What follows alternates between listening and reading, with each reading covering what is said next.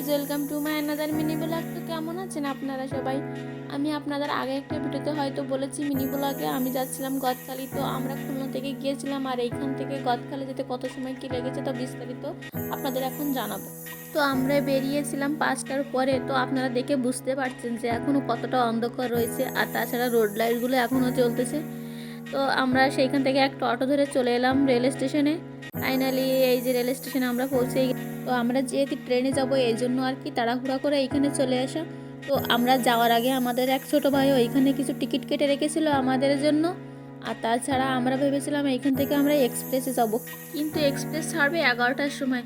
তো আমাদের অনেক দেরি হয়ে যাবে। আবার আমরা গদখালি থেকে ফিরে আসবো সন্ধ্যার আগে, এই জন্য আর কি আমরা গিয়েছিলাম লোকাল ট্রেনে। লোকাল ট্রেনে যেতে একটু কষ্ট হয়, তা আমাদের কিছু করার ছিল না, কারণ লোকাল ট্রেনে যাওয়া ছাড়া আর কোনো উপায় নেই। যারা খুলনা থেকে যেতে চান আমি বলবো তারা এক্সপ্রেসে যান, আমাদের মতন যেন এরকম লোকাল ট্রেনে যে কষ্ট না পান। তো লোকাল ট্রেনের ভাড়া 35 টাকা আর এক্সপ্রেসের ভাড়া 70 টাকা। তো আমাদের ট্রেনটা কিন্তু এখন ছেড়ে দিয়েছে, আর বাইরে দেখুন এখনো পর্যন্ত কিন্তু অন্ধকার রয়েছে। তো টিকিট কাউন্টারে এক মামা বলছিল এই এক্সপ্রেসে সব দিন ছাড়ে না, তো আপনারা যাওয়ার আগে অবশ্যই একটু যোগাযোগ করে নেবেন। তো আমরা এখন জিগরগাছা রেল স্টেশনে পৌঁছেই গেছি, আর এখন বাজে প্রায় 8:30। তো রেল স্টেশনে নামার পরে এইখানে ভিউটা অসম্ভব সুন্দর লাগছিল, কারণ সকালবেলায় যেহেতু হালকা হালকা কুয়াশা ছিল, অস্থির একটা ভিউ আসছিল। আর আমরা যেহেতু অনেক সকালে বেরিয়েছি এই জন্য কিছু খাইনি আর কি। তার পাশে এইখান থেকে এক হোটেলে ডাল আর পরোটা খেয়ে সকালের নাস্তাটা সেরে নিলাম। তো তারপরে আমরা এই জিগরগাছা অটো স্ট্যান্ড থেকে একটা অটো রিজার্ভ করে নিয়েছিলাম, আর আমাদের প্রত্যেকের পড়েছিল মাত্র 30 টাকা করে। আর ইনি বলেছিল আমাদের একদম গদখালিই নামিয়ে দিবে। তো আমরা এখন যাচ্ছিলাম হাইওয়ে দিয়ে, আর আমার কাছে মনে হয়েছিল এই হাইওয়েটা অনেক পুরানো, কারণ দু সাইড দিয়ে রাস্তার পাশে যে বড় শিং গাছগুলো দেখতে পাচ্ছেন এগুলো মিনিমাম 90 থেকে 100 বছর বয়স হবে। একটা গাছ কিন্তু অনেক বড়। তো আমরা হাইওয়ে দিয়ে এসে এখন ঢুকে পড়বো গদখালি গ্রামে। তো এইটা হচ্ছে মূলত গদখালি গ্রাম। আর এইখানে আমরা যখন অটোতে করে যাচ্ছিলাম দুই পাশে শুধু দেখলাম নার্সারি আর বিভিন্ন রকম ফুলের গাছ, দেখে খুব সুন্দর লাগছে। তো ফাইনালি আমরা গদখালি ফুলের রাজ্যে এসে পড়েছি, আর গদখালি ফুলের রাজ্যে আপনাদের সবাইকে জানাই স্বাগতম। আজকের ভিডিওতে বিভিন্ন প্রকার ফুলের গাছ দেখানোর পাশাপাশি আমি এইখানে দেখাবো কিছু ভাইরাল পার্ক যেগুলো বর্তমান খুব ট্রেন্ডিংয়ে আছে। আর তাছাড়া আর একটা বিষয় দেখাবো, সেটা হচ্ছে চাষিরা কিভাবে এইখানে চারা উৎপাদন করে আর কিভাবে চারা রোপণ করে। তো বর্তমানে আমি যে মোড়টিতে রয়েছি এই মোড়টি হচ্ছে পানিসরার মেইন মোড়। এখান থেকে আপনি যেদিকে যান সেদিকে পাবেন বিভিন্ন রকম পার্ক, নার্সারি। আর এইখানে কিন্তু প্রচুর ফুলের দোকান রয়েছে, আপনারা চাইলে এখান থেকে ফুল কিনতে পারেন। আর তাছাড়া এইখানে কিন্তু প্রতিদিন অনেক অনেক ফুল বিক্রয় হয়, আর মানুষজনও কিন্তু প্রচুর ফুল কেনে। তো এখন আমরা কোনো পার্কে যাব না, ফার্স্টে যাব আমরা ফুলের বাগানে। আর এইখানে ফুলের বাগানে যাওয়ার সময় দেখি এইখানে টপের ভিতরে অনেক ছোটো ছোটো চারা উৎপাদন করেছে, যেগুলো হয়তো তারা বিক্রি করবে এই জন্য লাগিয়েছে। আর তারপরে দেখলাম এইখানে জারবেরা গাছ। তো জারবেরা গাছ নাকি অনেক সেন্সিটিভ। তো তারপরে আমরা এসেছিলাম এই বাগানটিতে, আর এই বাগানের প্রবেশ মূল্য ছিল মাত্র 10 টাকা।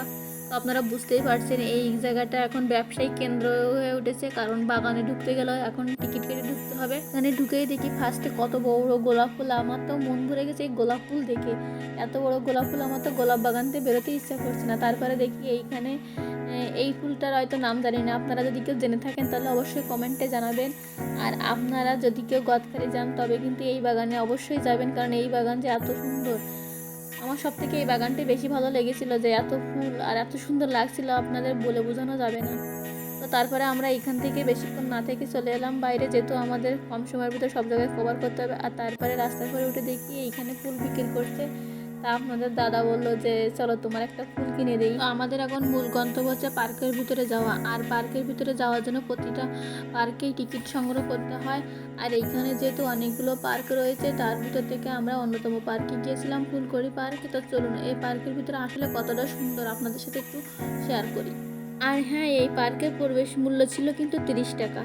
তো 30 টাকা দিয়ে আমরা এই পার্কের ভিতরে প্রবেশ করলাম। আর এইখানে ফার্স্টে ঢুকে দেখি কিছু ভাই বোনেরা এখানে ফটোশ্যুট করছে। তো আমরা তাদের ডিস্টার্ব না করে এইখানে কিছুক্ষণ দাঁড়ালাম। তো সত্যি বলতে এই পার্কটা কিন্তু অসম্ভব সুন্দর ছিল, আর এই পার্কের পরিবেশ ছিল কিন্তু মনোরম পরিবেশ। আর এইখানে পরিবার পরিজন নিয়ে আপনারা সহজেই আসতে পারেন। আর তাছাড়া এইখানে ছোট ছোট বিষয় অনেক সুন্দরভাবে এরা উপস্থাপন করেছে। তো এইখানে এসে আমার সব থেকে একটা বিষয় ভালো লেগেছে, যে প্রকৃতির সাথে মনের যে একটা নিবিড় সম্পর্ক, সেইটা আমি এইখানে এসে উপলব্ধি করতে পেরেছি। কারণ এইখানে সব কিছুই ছিল ন্যাচারাল, গাছ পাতা, ফুল সব কিছুই আমার কাছে অসম্ভব সুন্দর লাগছিল। তো আমার মনে হয়েছিল এখানে ফুল আর গাছের এক বিশাল সমাহার, কারণ এইখানে প্রচুর ফুল আর গাছ ছিল, যেদিকেই চোখ যাচ্ছিল সেদিকেই শুধু ফুল নয়তো গাছ দেখা যাচ্ছিল।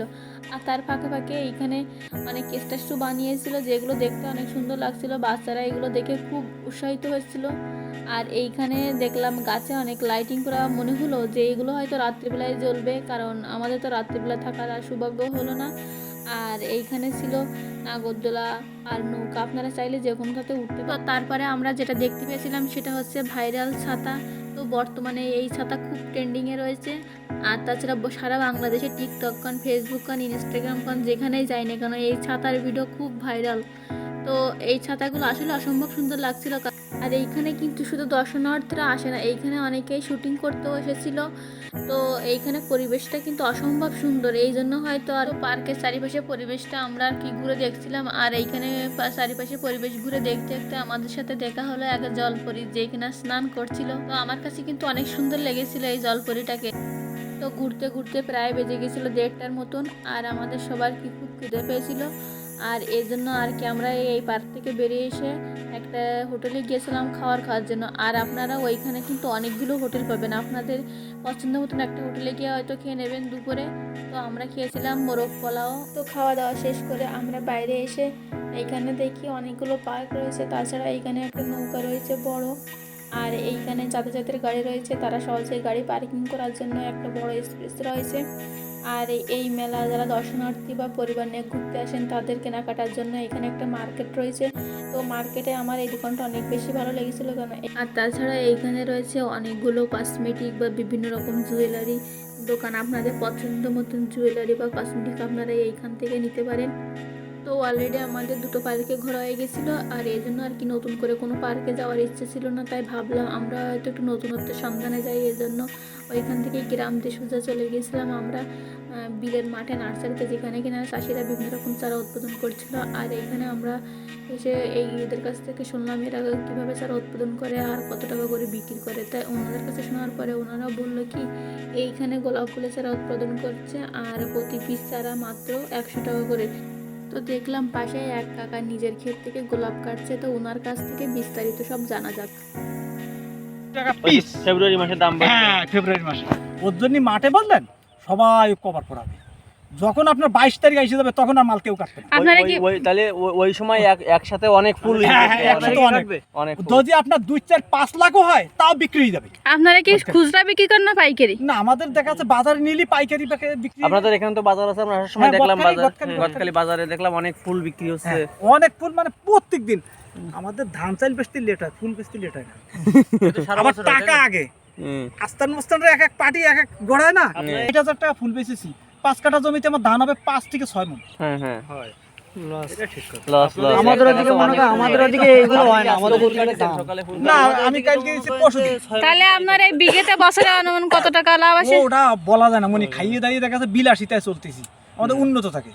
আমি দেখা যাচ্ছে ধরো মাঠে মানুষের কিষণ দিয়ে বেড়াতাম, এখন আল্লাহ দিলি সমস্যা নেই, এখন ভালো মানে এবার দেখা যাচ্ছে ওই 6 গাড়ি ইট নিয়ে আসি এর 3-4 বছরের মধ্যে। তাহলে আপনার বাড়ি কি এখানে? হ্যাঁ হ্যাঁ হ্যাঁ ওই যে দেখা যাচ্ছে। আল্লাহ দিলি গত বছর 12 কাঠা জমিতে 2 লাখ টাকা ফুল বেচেছি। কোনটা জানেন? আপনাদের মাথায় নেই, ওই গ্যালোডিলাস, ওই যে প্রিন্ট কালার, ওই লিপস্টিক কালার। 18 টাকা পিস পাইছি আর 22 টাকা পিস পাইছি এক একটা। এগুলো এখন কত করে চলতেছে? এটা আজকে বাজারে 18 টাকা দিয়েছি। তাহলে 18 টাকা পিস এ ওঠা নামা করে, তো অনেক লাভ। হ্যাঁ ওঠা নামা করে, আপনার 22 টাকা 26 টাকা পিস পর্যন্ত পাইছি। এই যে লাল ডগগুলো আপনারা দেখতেছি প্রতিটা লাল ডগে ফুল আসবে। হ্যাঁ এগুলোর মধ্যে সব ফুল আসবে, এই একটা ডগ, এই একটা ডগ, এই একটা ডগ, এগুলো সব কাছে অনেক ফুল হয়, একটা কাছে এক বছরে অনেক। আল্লাহ দিলে আপনাদের দয়ায় বর্তমানে এই টাকার মালিক ফুল। হ্যাঁ হ্যাঁ গানশালী। ও এই দেখো আঙ্কেল একটু মানে আর কি 3-4 বছর ধরে আমার বাসায় থাকে, তো ও ছাড়াই থাকে। তো আমার কাছে যেটা সব থেকে বেশি ভালো লেগেছিল সে হচ্ছে এই পাখিটা, যে কিনা তার মালিকের গায়ের উপর বসে রয়েছে, তাও কিনা আবার খোলামেলা পরিবেশে। তাহলে কতটা বিশ্বাস আর ভালোবাসা এই সম্পর্কের ভিতরে। খোলামেলা পরিবেশে রয়েছে তবুও কোথাও উড়ে যাচ্ছে না, আর উড়ে গেলেও কিছুক্ষণ পর আবার মালিকের কাছে এসে পড়ছে। দেন আমরা নার্সারি থেকে এখন চলে এসেছি মেইন রোডে, যেখানে আমরা নেমেছিলাম, আবার ওইখান থেকে অটোতে করে আবার চলে আসবো। তো এইখানে দেখি এক বৃদ্ধ চাচা অনেকগুলো গোলাপ ফুল বিক্রি করছে। তো ভাবলাম কিছু ফুল কিনে নিয়ে যাই, যেহেতু ফুলের রাজ্যে এসেছি, ফুল তো নিয়ে যেতেই হবে সাথে করে। তো যেখানে অটো স্ট্যান্ড আর এইখানে দেখি একটা পার্কের কাজ চলছে, এখানেও কাজ কমপ্লিট হয়নি। তো ওইখানকার মালিক আমাদের বললো আপনারা যেহেতু এখানে এসেছেন আর এইখান থেকে একটু ঘুরে যান, এখান থেকে 1 সপ্তাহ পরে এখানে টিকিট সিস্টেম করব। তো ভাবলাম যেহেতু এখানে টিকিট সিস্টেম এখনও করা হয়নি আর এর ভিতরে কাজ এখনও চলছে, তো চলুন আপনাদের সাথে এই পার্কটা একটু ঘুরে দেখি। তো এইখানে যে টপগুলো আপনারা দেখতে পাচ্ছেন, এর ভিতরে যে গাছগুলো রয়েছে এগুলো কিন্তু সবই অরিজিনাল গাছ। পার্কটা কিন্তু এখনও পুরোপুরিভাবে কমপ্লিট হয়নি, এই জন্য পার্কটা একটু এলোমেলো লাগছে। তো যখন পার্কটা পুরোপুরিভাবে কমপ্লিট হবে মনে হয় পার্কটা দেখতে আরও অনেক বেশি সুন্দর লাগবে। আর এইখানে লাইটিংয়েরও ব্যবস্থা করা রয়েছে। তো আমাদের হাতে আর সময় অনেকটা কম হয়ে এসেছে, কারণ আমরা যেহেতু ট্রেনে গিয়েছিলাম আর ট্রেন তো টাইম টু টাইম আসে, তাই আবার আমরা ট্রেনে বেরবো, এই জন্য আমাদের সময়ের আগে ট্রেন স্টেশনে পৌঁছাতে হবে। সব মিলে আমার কাছে কিন্তু অসম্ভব সুন্দর লেগেছিল। তো আপনাদের একটা কথা বলার আছে, আপনারা যে যেতে চান তারা কিন্তু অবশ্যই 14 ফেব্রুয়ারি আগে যাবেন, কারণ 14 ফেব্রুয়ারি পর্যন্ত এখানে প্রচুর ফুল থাকে আর এইখান থেকে সারা বাংলাদেশে ফুল সাপ্লাই হয়। 14 ফেব্রুয়ারি পরে গেলে কিন্তু আপনারা সেই ফুলটা দেখতে পাবেন না। তো তারপরে আমরা অটো ধরে চলে যাচ্ছি আমাদের সেই রেল স্টেশনে। আর এখানকার গ্রামের ভিতরে মনোরম পরিবেশ কিন্তু খুব সুন্দর লাগছিল। তো গদখালি গ্রামটা আমার কাছে অনেক বেশি সুন্দর লেগেছিল। এখানে মেঠো পথ দিয়ে আমরা যখন যাচ্ছিলাম তখন গ্রামের একটা অন্যরকম অনুভূতি আমরা অনুভব করতে পারছিলাম। তো গাইস, আমার ভিডিওটা ভালো লাগলে অবশ্যই লাইক করবেন এবং চ্যানেলটি সাবস্ক্রাইব করে পাশে থাকতে। তো দেখা হচ্ছে নেক্সট ভিডিওতে, ততক্ষণ সবাই ভালো থাকবেন।